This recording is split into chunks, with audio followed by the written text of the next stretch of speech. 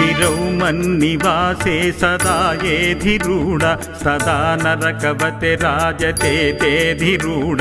इतीव बीवन् गन्धशैलाधिरूढ स देवो मुदे मे सदा षण्मुखोऽस्तु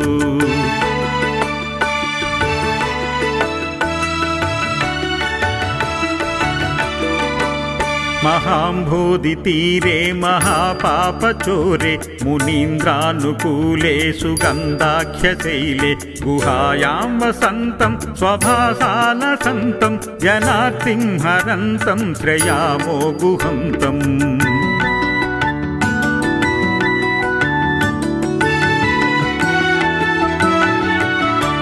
लसत्स्वर्णगेहे नृणां कामदेहे सुमस्तोमसञ्छन्नमाणिक्यमञ्चे समुद्यत्सहस्रार्कतुल्यप्रकाशं